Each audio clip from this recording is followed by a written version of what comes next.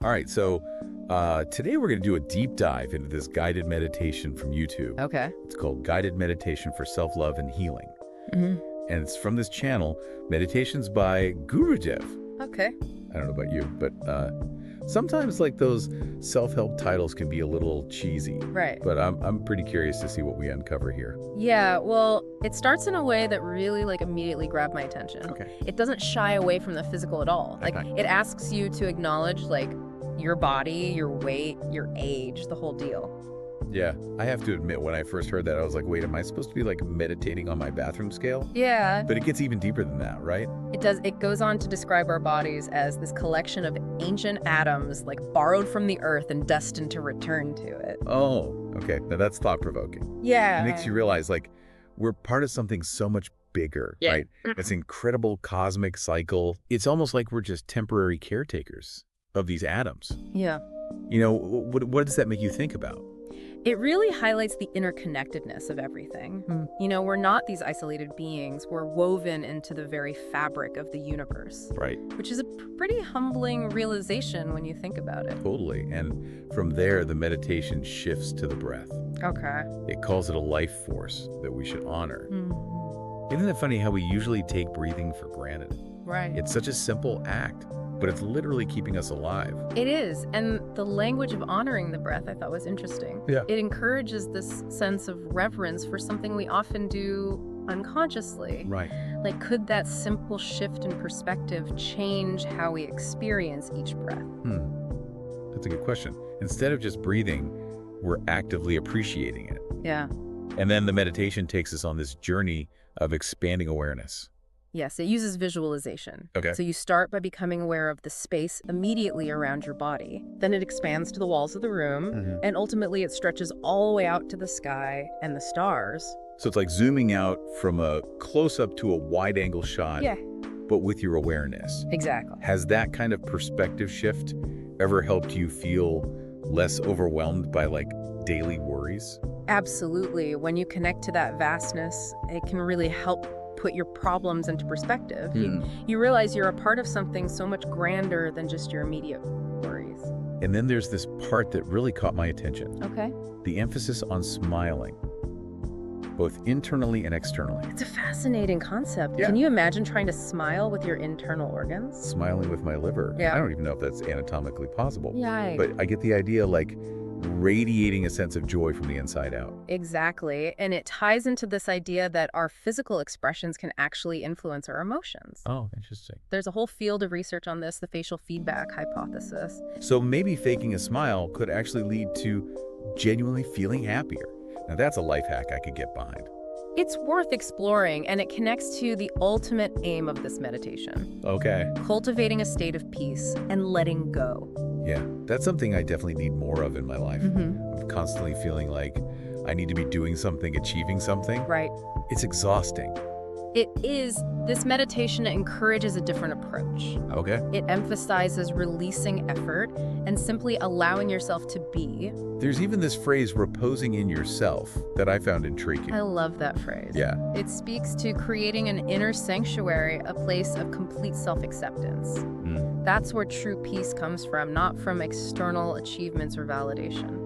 Wow, I love that idea of finding that safe haven within. Yeah. It's like you're enough just as you are. Exactly. And as you become aware of this vastness, both internally and externally, the meditation emphasizes that your body begins to relax. It's like that feeling of being held by something much larger than yourself. A sense of belonging. Exactly, that feeling of connection can be incredibly calming and reassuring. Yeah. It helps to put those everyday worries and anxieties into perspective. So this meditation takes us on quite a journey. It does. From focusing on our physical body Yeah. to expanding our awareness to the cosmos and ultimately finding that inner peace. It's beautifully structured. Yeah. It seamlessly blends physical sensations, breath awareness, visualization, Yeah. and even the power of a smile to create a truly holistic experience. It's like a recipe for inner peace, Yeah.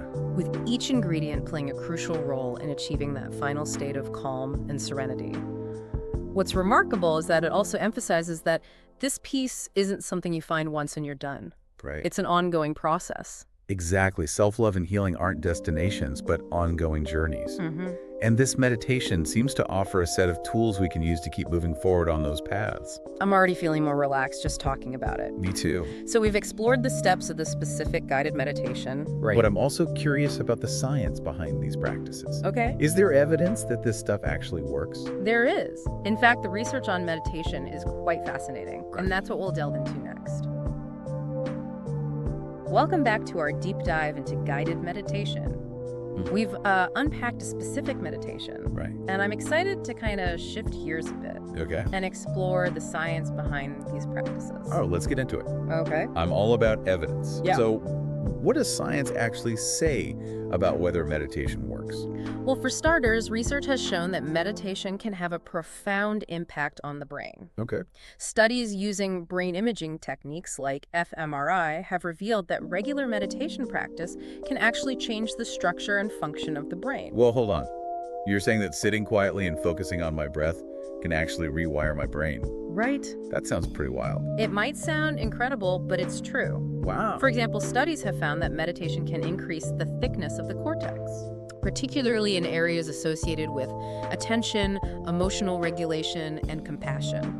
Okay, so thicker cortex, good thing, right? Yes, But what does that actually mean for us in our daily lives? sure. Like, can I suddenly become a chess grandmaster because my cortex is thicker? Well, maybe not a chess grandmaster overnight, Okay. but think of it this way. Right. A thicker cortex in those areas means more neural connections, like upgrading your brain's processing power. Okay. This can lead to improvements in attention span, Yeah. emotional resilience, and even our ability to empathize with others. Okay, that makes sense. Yeah. It's like building mental muscle. Yeah. So we're not just talking about feeling good. There are actual physical changes happening in the brain. Right. But what about all those other claims people make about meditation? Mm-hmm. Like reducing stress and anxiety? Yeah, Is there any scientific evidence to back that up? absolutely. Okay. There's a mountain of research demonstrating the effectiveness of meditation for stress reduction. Meditation has been shown to lower levels of the stress hormone cortisol, reduce blood pressure, and improve sleep quality. So it's not just some woo-woo feel-good thing. Right. There's actual science behind it. Exactly. Meditation is a powerful tool for regulating the body's stress response Right. and promoting a sense of calm and well-being. Okay. And it's not just about managing stress. Research also suggests that meditation can be helpful for a wide range of mental and physical health conditions. Okay. I'm all ears. Yeah. Tell me more about these potential benefits. Well, studies have shown that meditation can be effective in reducing symptoms of anxiety, depression, Okay. chronic pain, Wow. and even some inflammatory conditions. Wow, that's a pretty impressive list. Yeah. It almost sounds too good to be true. Right. Are there any downsides or risks to meditation? It's a great question. Yeah. While meditation is generally considered safe for most people, Okay. there are some individuals for whom it may not be appropriate Okay. or who may need to approach it with caution. For example, people with certain mental health conditions, such as psychosis or severe trauma, Okay. may need to work closely with a qualified mental health professional before engaging in meditation practice. That makes sense. Mental health is definitely something to be cautious about. Yeah. So if someone's listening Right. and thinking, okay, I want to try this meditation thing, what advice would you give them? Where should they start? There are so many resources available for beginners. Yeah. From guided meditation apps to online courses to local meditation groups. Yeah, I've seen a lot of meditation apps popping up lately. Are those a good place to start? They can be apps like Headspace, Right. Calm, and Insight Timer offer a wide variety of guided meditations, Okay. often with specific themes or goals in mind, Right. making it easy to find something that resonates with you. Cool. What about finding a meditation teacher or joining a group? That's another great option, especially if you're looking for more personalized guidance Okay. or a sense of community. Many meditation teachers offer introductory classes or workshops, which can be a great way to get a feel for different meditation styles Right. and find a practice that fits your personality. So it sounds like there's really something for everyone when it comes to meditation. I think you're right, and the beauty of it is that you don't need any special equipment or fancy gear to get started. Right. All you really need is a quiet space Mm. and a willingness to explore the inner landscape of your mind. I love that. It's so accessible and empowering. Yeah. You don't have to be a monk living in a cave to experience the benefits. Right.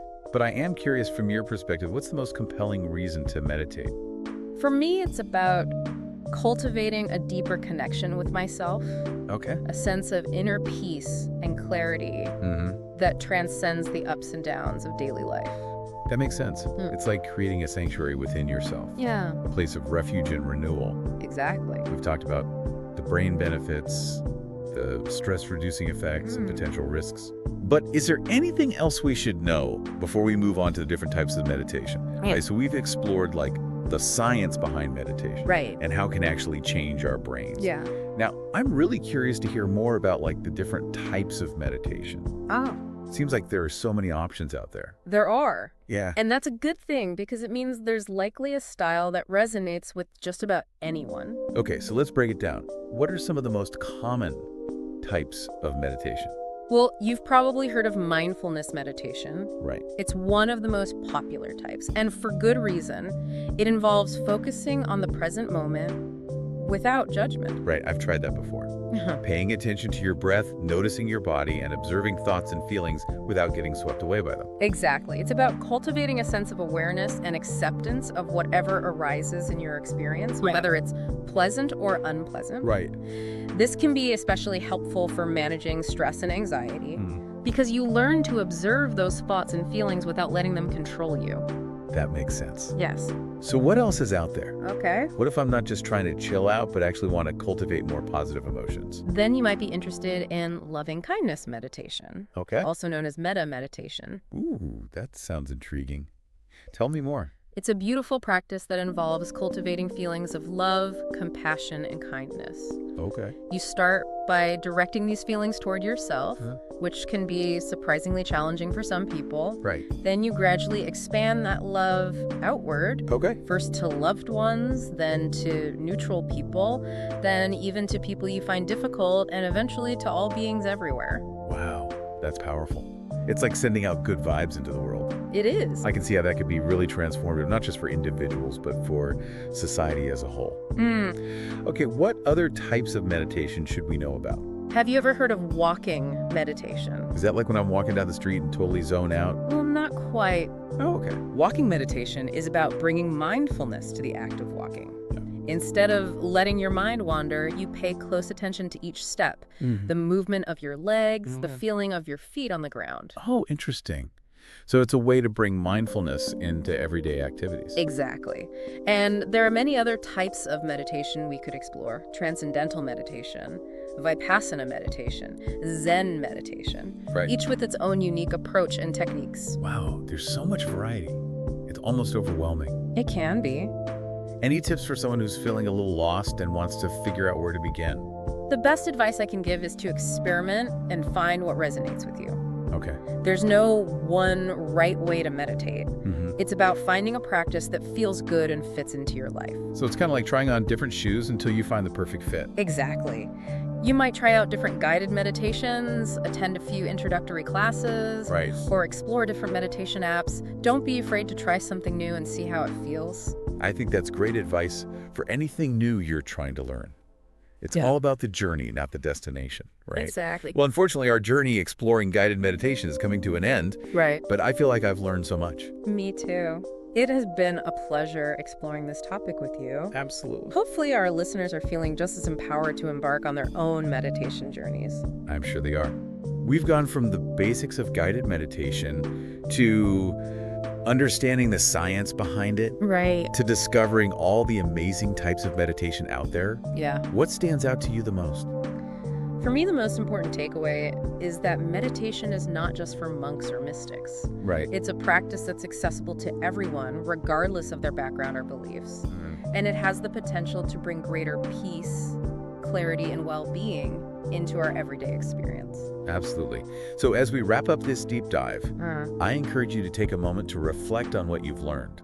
Think about how you might incorporate meditation into your own life.